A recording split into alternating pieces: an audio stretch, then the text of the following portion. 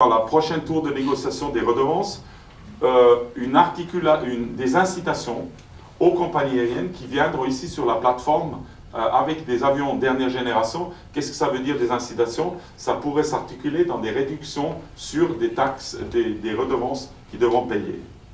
Deuxièmement, je l'ai déjà dit, dans notre règlement d'exploitation qu'on propose, on va dire clairement qu'il n'y a plus aucun décollage après 22 heures, sauf 3 vols intercontinentaux qui sont importants pour pouvoir justement continuer de développer ça. Nous allons aussi nous engager de réduire les retards après 22 heures. Aujourd'hui, nous n'avons plus de décollage de planifié après 22 heures, mais dû aux congestions de l'espace aérien européen, nous avons quand même un nombre non négligeable de vols qui décollent quand même après 22 heures et qui ont atteint un niveau qui n'est plus acceptable pour nous. Nous allons mettre en œuvre en 2 étapes des mesures en collaboration avec les compagnies aériennes qui vont plafonner ça, mais par contre d'une manière que les compagnies aériennes sont co-gestionnaires de ça. C'est-à-dire qu'ils ne sont pas juste exposés, mais ils peuvent aussi prendre des choix qui s'imposent. Mais ceci va nous permettre de ramener ça à un niveau qui permet justement de rester dans ces courbes de bruit. Comme j'ai déjà dit, nous allons envisager un développement qualitatif de la plateforme, c'est-à-dire nous voulons développer les lignes intercontinentales, nous voulons maintenir les lignes européennes, mais plus les développer. Et finalement, il y a quand même aussi toute la question du CO2. Nous soutenons fortement le projet Corsia qui consiste à dire que toutes les compagnies aériennes, avec l'implication des États, vont, dès 2021, ne plus croître en CO2. Nous sommes, comme l'a déjà dit Madame la Présidente, nous avons déjà pris l'engagement, et nous l'avons déjà fait, de rendre les émissions CO2 propres à l'aéroport à zéro. Nous sommes dans un standard le plus élevé pour les aéroports, qui représente à peu près 40 aéroports dans le monde. Et nous avons pris plein d'autres mesures, justement, qui permettent justement de réduire le CO2. Et j'aimerais juste aussi dire, les flottes les nouveaux avions qui font moins de bruit ont typiquement aussi une réduction de l'utilisation de kérosène, qui veut aussi dire une réduction d'émissions CO2 qui va aussi compléter ceci. Et dernièrement, nous restons convaincus et nous essayons de le mettre en œuvre autant que possible, c'est des solutions basées sur du biokérosène. Millions. Mais peut-être quelques éléments aussi sur comment augmenter l'accès en transport public.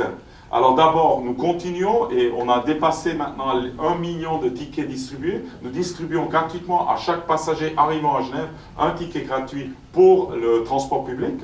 Et comme j'ai dit, nous sommes aujourd'hui déjà à 1 million de tickets distribués. Nous avons l'autre défi, c'est la disponibilité des transports publics à des heures très tôt le jour, parce qu'on a la première vague qui quitte vers 6 heures ou juste après 6 heures, et très souvent vous n'avez pas de bus. Nous avons déjà dû résoudre ça pour nos employés, parce qu'on a des employés qui doivent commencer à travailler déjà 4 heures.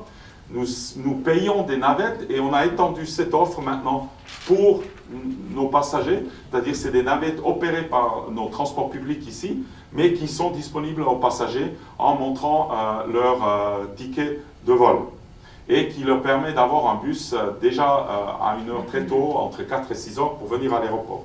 Et finalement, nous continuons de travailler avec l'Office cantonal des transports pour améliorer la desserte ici en transport public, mais aussi la facilitation que les gens viennent. Finalement, il y a aussi l'importance de développer les infrastructures, et j'ai déjà mentionné avant le nouvel système de contrôle de bagages à main, l'ELEST, qui va finalement donner des salles d'embarquement dignes de ce nom pour nos vols intercontinentaux, qui va être un élément crucial pour le développement de la connectivité intercontinentale, parce que beaucoup de compagnies ne veulent pas seulement savoir si on a assez de passagers pour que ça vaut le coup, mais aussi qu'on a un service digne de ce nom pour ces passagers-là. Et on travaille aussi, comme j'ai dit, sur le tri-bagage qui est très important. Et là, juste pour vous donner quelques chiffres, le tri-bagage initial qui était fait dans les années 89 était prévu pour 10 millions de passagers. Je vous fais remarquer, on est aujourd'hui à 17 millions et on va quand même continuer d'augmenter. Et ça veut dire de passer de la capacité de traiter 3600 bagages par heure à 5200. Alors vous pouvez vous imaginer, là il y a aussi beaucoup de travail à faire. On travaille aussi sur les taxiways pour permettre justement de réduire les temps de roulage. On continue de développer les prises de branchement d'avion sur place, c'est-à-dire qu'ils peuvent avoir, comme on l'a dit, l'électricité sur toutes les positions, le fuel, le froid. Et finalement, dernier point, notre terminal qui nous sert très bien, mais qui était quand même inauguré en 68, alors cette année il va avoir 51 ans, c'est une dame d'un certain âge, si je peux me permettre, il y a nécessité, je parle du terminal, il y a nécessité d'envisager un nouveau terminal qui répond aux besoins d'aujourd'hui et qui nous permet vraiment le développement qu'il faut, et aussi de rattraper certains défis qu'on a en ce moment par le manque de place. Alors vous voyez tout ça ensemble, le plan sectoriel d'infrastructure aéronautique est un engagement très fort pour d'abord contenir et après réduire notre impact environnemental, mais en même temps assurer un vrai développement qualitatif de Genève Aéroport qui est important pour Genève, la région, la France voisine, et finalement aussi un vrai programme d'améliorer la qualité aussi d'accueil des passagers. Si je passe juste sur quelques autres éléments, on a tout ce qui est les aspects environnement, et vous le savez, et vous pouvez trouver tous les éléments en plus de détails dans notre rapport du développement durable. Mais je dirais qu'en quelques mots, on continue à optimiser la gestion du trafic pour limiter le bruit. On travaille beaucoup dans le développement de l'utilisation de l'énergie. On est en train de développer quand même des capacités photovoltaïques qui vont augmenter sur les années à venir jusqu'à 55 000 m². Comme j'ai dit, avec l'Aérobus, ce nouvel système, vous pouvez rejoindre maintenant avec le transport public l'aéroport au plus tôt. Et aussi le fait qu'on est neutre en carbone pour tout ce qui est l'exploitation nous-mêmes. Mais je pense un point qui est peut-être moins connu, nous sommes un acteur très important dans le maintien de la biodiversité, qui peut apparaître dans un premier temps un peu contre-intuitif, mais chacun doit mettre de côté des surfaces pour le maintien de la biodiversité qui limite grandement qu'est-ce qu'on peut faire. Et nous avons la majeure partie de ces surfaces du canton de Genève sur nos terrains. Alors nous avons des orchidées qui n'existent plus nulle part ailleurs, il y a des crapauds. Et là, cette année, juste deux autres éléments qu'on a fait. Nous avons créé des abris pour des hermines. Je dois admettre, quand j'ai lu le rapport, j'ai découvert qu'on a des hermines ici sur le site, qui d'ailleurs se sont faits dans les anciens bâtiments ou abris pour le militaire. Et finalement, on a créé pas mal de nichoirs pour un certain nombre de types d'oiseaux, pour leur faciliter et ne pas le faire à des endroits où ils sont en danger. Et là, on a continué dans ce travail en créant des nichoirs pour des chauves-souris. Mais peut-être un autre point qu'on rapporte dans l'environnement, c'est notre effort d'insonorisation.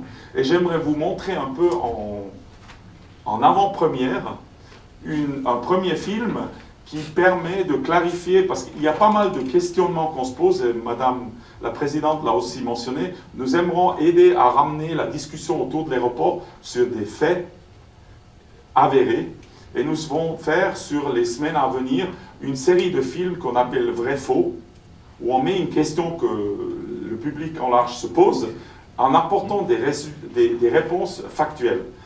Et je vous montre, et ça va commencer dans les mois maintenant à venir, jusqu'en été, qu'on va déployer ça. Un premier film que je vais partager avec vous, c'est un vrai faux autour de l'insonorisation. Alors voilà.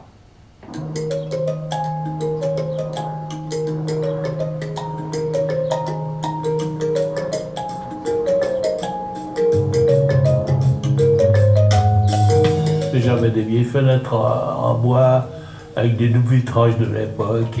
Non, là, c'est complètement différent.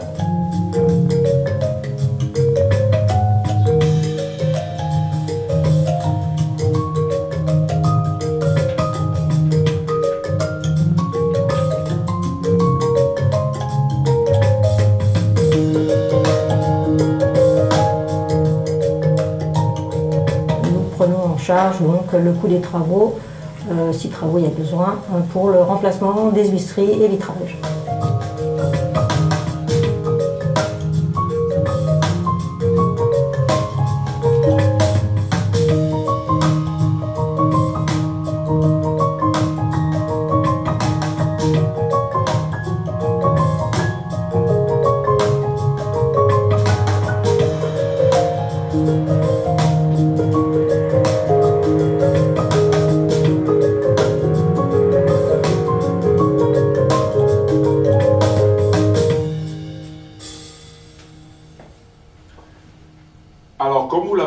c'est un effort important de Genève Aéroport qui utilise pour ça une partie des redevances aéroportuaires que nous percevons aussi des compagnies aériennes.